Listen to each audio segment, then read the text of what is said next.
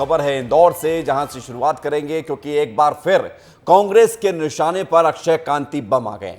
कांग्रेस ने लगाए हैं बम के खिलाफ पोस्टर। अक्षय बम को बताया है शिक्षा माफिया। कांग्रेस जिसने अक्षय को बम टिकट दिया था लोकसभा चुनाव में, लेकिन अक्षय कांति बम ने अपना नामांकन वापस ले लिया था और उसके बाद से कांग्रेस के निशाने पर अक्षय कांति बम शिक्षा माफिया करार दिया। इस बार कांग्रेस ने सवाल उठाए हैं। साइकिल पर घूमने वाला कैसे बन गया करोड़पति? शासन से की उच्च स्तरीय जांच की मांग। डीएवीवी ने बम के कॉलेज पर लगाया है 3 साल का बैन। बड़ी खबर आपको बता रहे हैं, बम के कॉलेज पर डीएवीवी ने 5 लाख का जुर्माना भी लगाया। अक्षय कांति बम के कॉलेज आइडियलिक इंस्टीट्यूट से लीक हुए थे एमबीए के 2 पेपर। इस पर डीएवीवी ने 5 लाख का जुर्माना, 3 साल के लिए कॉलेज को एग्जाम सेंटर से बैन कर दिया। पुनीत हमारे साथ जुड़ गए हैं जरा जानकारी के लिए। इंदौर से सीधे उनकी तरफ रुख करते हैं। पुनीत, इसे राजनीति कहें या सच्चाई? क्योंकि अगर साइकिल से चलने वाले अक्षय कांति बम करोड़पति बने थे तो उसी करोड़पति अक्षय कांति बम को कांग्रेस ने टिकट दिया था। अब अक्षय कांति बम और कांग्रेस का आपस में 36 का आंकड़ा हो गया है, तो कुरेद कर ये सारी चीजें निकाली जा रही हैं। लेकिन जो है वो है, तथ्यों पर जांच भी होनी चाहिए।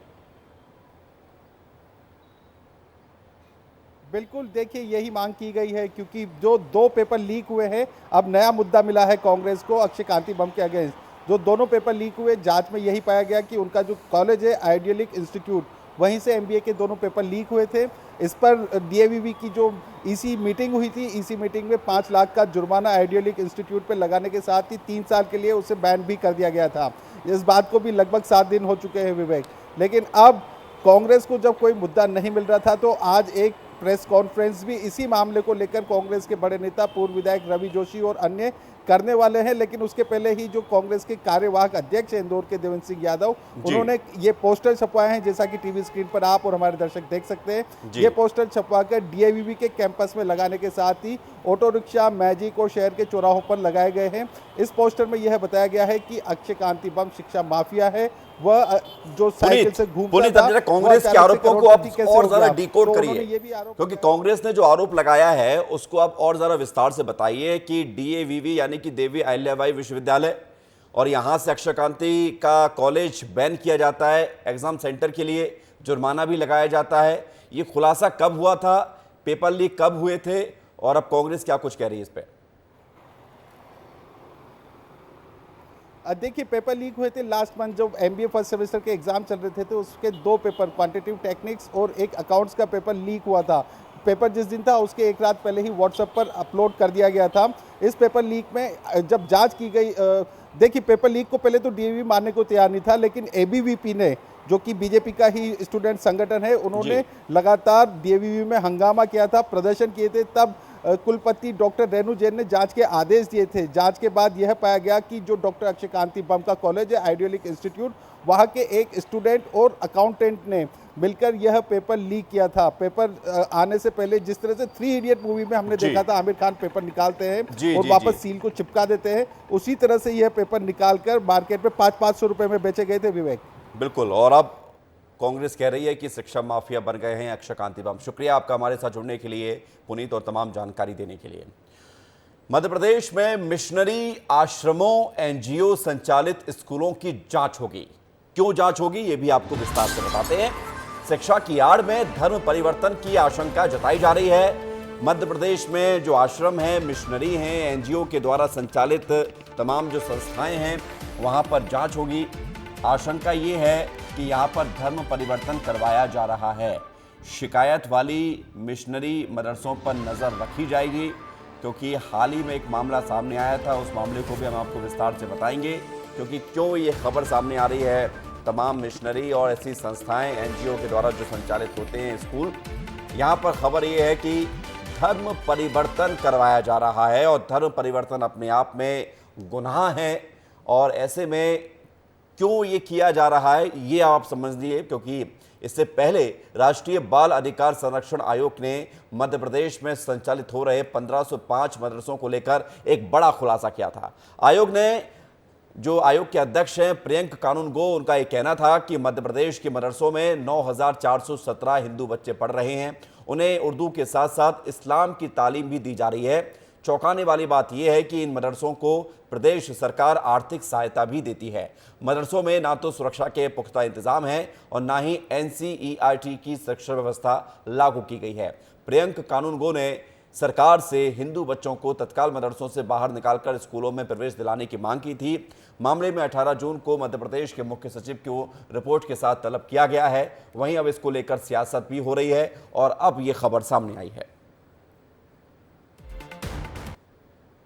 शिक्षा को लेकर गंभीर मामला सामने आया है कि हिंदू बच्चों को उन मदरसों में पढ़ाया जा रहा है जो शिक्षा का अधिकार कानून की कंप्लायंस पूरी नहीं करते। ये गंभीर मामला है। इन मदरसों से हिंदू बच्चों को तत्काल निकालना चाहिए। बच्चों को धर्म के चश्मे से देखना बंद करना चाहिए। हर बच्चे को शिक्षा का अधिकार का पूरा लाभ मिले, इसके लिए सरकार को काम करना चाहिए।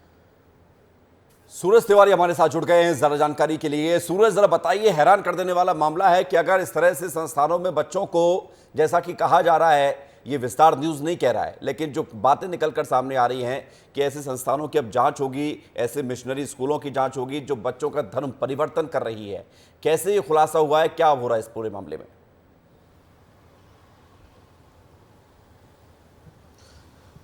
देखिए विवेक, इस पूरे मामले का खुलासा जो बाल संरक्षण आयोग के अध्यक्ष प्रियंक कानूनगो हैं उन्होंने किया था। उनका कहना था कि मध्य प्रदेश में जो 1505 मदरसे संचालित होते हैं और सरकार इनको आर्थिक सहायता भी देते हैं, वहाँ पर उर्दू के साथ जो हिंदू बच्चे हैं उन्हें इस्लाम की भी तालीम दी जा रही है। लगभग 9,500 हिंदू बच्चे इन मदरसों में पढ़ते हैं। इन्हें उर्दू पढ़ाने के साथ साथ इस्लाम की भी शिक्षा दी जा रही है। ये खुलासा जो मध्य प्रदेश बाल आयोग संरक्षण के अध्यक्ष हैं प्रियंक कानूनगो ने कहा था। इसके साथ उन्होंने सरकार से गुहार भी लगाई है, अपील भी की है कि जो बच्चे पढ़ रहे हैं इन मदरसों में उन्हें जल्दी से जल्दी मदरसों से निकाला जाए और दूसरे स्कूलों में हिंदू बच्चों को पढ़ने के लिए उनका एडमिशन करवाया जाए। साथ में उनका जिस तरह से यह भी कहना है कि जो ये मदरसे हैं जिनका नाम सामने आया है, चाहे एनजीओ हो चाहे मदरसे हो, इन पर अब नजर भी रखी जाएगी। सूरज, ये बताइए, ये ये मामला जो सामने आया था जिसको लेकर प्रियंक कानूनगो की बाइट भी सामने आई थी जो हमने चलाई अभी, लेकिन सवाल इस बात को लेकर है कि अब जांच होगी, जांच कौन करेगा?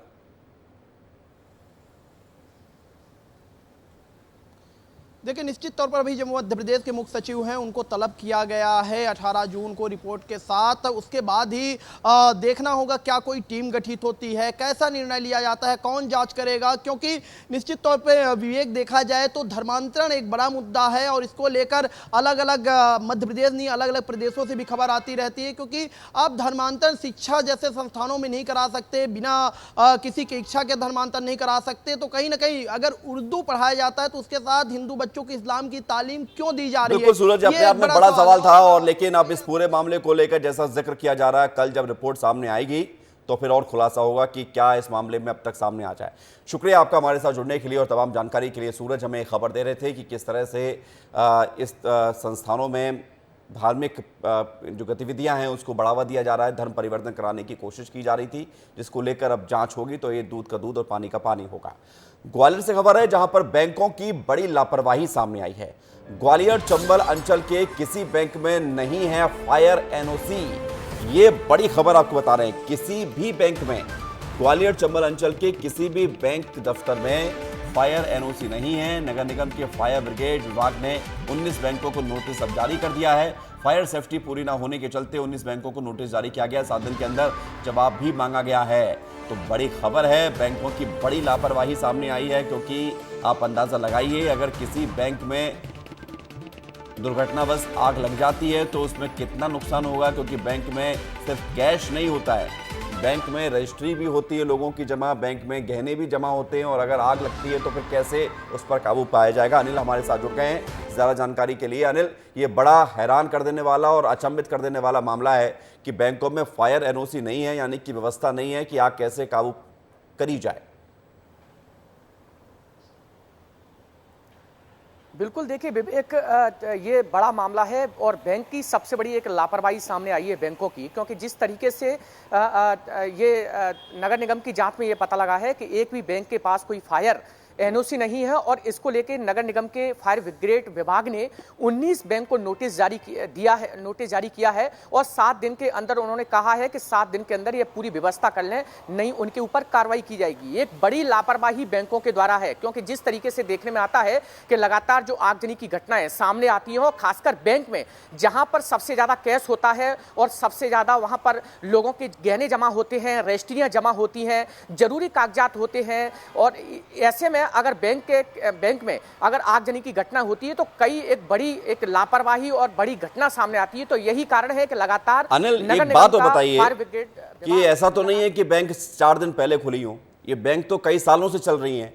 तो फायर विभाग ने जब समय दिया है नोटिस जारी करके, ये अचानक से कैसे दे दिया? क्या फायर विभाग की यहां पर लापरवाही सामने नहीं आती है कि इतने सालों से क्या कर रहा था? बिल्कुल, देखिए ये सही है कि फायर ब्रिगेड की भी विभाग की भी लगातार लापरवाही सामने आती है, क्योंकि जिस तरीके से अब जैसे अभियान चलाया जा रहा है फायर ब्रिगेड विभाग के द्वारा, लगातार इस अभियान में लगातार ये खुलासे हो रहे हैं, क्योंकि ये बैंक अकेली नहीं है, इसके अलावा कोचिंग संस्थान भी है, लगातार बड़ी बिल्डिंग भी है जहां पर फायर एनओसी भी नगर निगम को नहीं मिली है। उन्होंने 7 दिन का नोटिस जारी किया है, लेकिन ये नोटिस जारी अभी क्योंकि जिस तरीके से लगातार ये देखने में आता है कि अगर अभी कार्रवाई हो रही है, फिर उसके बाद जो चाहे वो संस्थान हो या फिर बैंक हो, वो इस चीज को भूल जाती हैं और उसके बाद ठीक है अनिल, एनओसी जहां आग लगती है वहां इन सब चीजों की फिर जरूरत महसूस की जाती है। शुक्रिया आपका हमारे साथ जुड़ने के लिए, तमाम जानकारी के लिए। तो अनिल हमें एक खबर दे रहे थे ग्वालियर से कि बैंकों को नोटिस जारी करके कह दिया गया है कि फायर की अपनी आग बुझाने की जो क्षमता है उसे मजबूत की जाए। कांग्रेस संचार विभाग के अध्यक्ष सुशील आनंद शुक्ला का बयान सामने आया है, जिसमें उन्होंने बीजेपी की उच्च समिति की बलौदाबाजार रवानगी पर कहा है कि बीजेपी का समिति बनाना हास्यास्पद है। पार्टी को सरकार पर भरोसा नहीं है या शासन प्रशासन पर भरोसा नहीं है। वहीं डिप्टी सीएम अरुण साव के ट्रेन में सफर करने वाले मामले पर भी निशाना साधा और कहा है कि अरुण साव क्या संदेश देना चाहते हैं कि केंद्र सरकार ट्रेन संचालित करने में विफल है। भारतीय जनता पार्टी के द्वारा बलौदाबाजार की घटना के लिए जांच दल का संगठन के द्वारा बना के भेजा जाना बेहद ही हास्यास्पद है और आश्चर्यजनक है। राज्य में आपकी सरकार है, सारी मशीनरी आपके पास में है, तो पार्टी को सरकार पे भरोसा नहीं है या पार्टी को ऐसा लगता है कि सरकार में बैठे हुए लोगों के नियंत्रण में शासन प्रशासन नहीं है। क्या संदेश देना चाहते हैं कि नरेंद्र मोदी की सरकार ट्रेन चलाने में विफल साबित हो गई है? छत्तीसगढ़ में वर्तमान में 54 ट्रेनें रद्द हुई हैं। ये पीक समय होता है यात्रा करने का। अरुण साव जी क्या संदेश देना चाहते हैं? अरुण साव जी वास्तव में गंभीर हैं तो भारतीय जनता पार्टी के सांसदों और नेताओं का प्रतिनिधिमंडल लेके नरेंद्र मोदी के दरवाजे जाके बैठ जाएं कि जनता ने आपको जनादेश इसलिए नहीं दिया है कि उसको परेशान करिए। भारत की यात्री सुविधा की रीढ़ की हड्डी मानी जाती है ट्रेनें, उसको आप बर्बाद कर चुके हैं। खबर आई है इंडिगो की मनमानी की, जिससे यात्रियों का हंगामा देखने को मिला है, यात्रियों को परेशानी भी हुई है। दरअसल दिल्ली लखनऊ रायपुर से जाने वाले इंडिगो फ्लाइट 6E5327 से 18 यात्रियों को डिबोर्ट किया गया। मामले को लेकर यात्रियों ने आरोप लगाया और कहा कि उन्हें झूठा आश्वासन देकर उतारा गया। वहीं सभी यात्री इंडिगो के काउंटर पर मौजूद हैं, हंगामा कर रहे हैं। यात्रियों ने प्रबंधन पर आरोप लगाया है। इंडिगो फ्लाइट से 18 यात्रियों को डिबोर्ट कर दिया गया, यानी कि उतार दिया गया। और खबर यह है कि यात्रियों को कहना है कि उन्हें झूठा आश्वासन दिया गया है। तो तस्वीरें आपको दिखा रहे हैं, इंडिगो की मनमानी फिर से सामने आई है, यात्रियों को परेशानी हो रही है। और ख़बर यह है कि 18 यात्रियों को डिबोर्ट किया गया। उनको वादा किया गया था किसी और फ्लाइट से भेजने का संभवतः, और इसी को लेकर जब वो लोग उतर आए तो फिर हंगामा किया गया। तस्वीरें आपके सामने हैं, यात्रियों की नाराज़गी सामने आई है। इंडिगो फ्लाइट में लगातार कुछ ना कुछ ऐसी घटनाएं सामने आती रहती हैं और अब मामला है झूठा आश्वासन देकर 18 यात्रियों को डीबोर्ट करने का।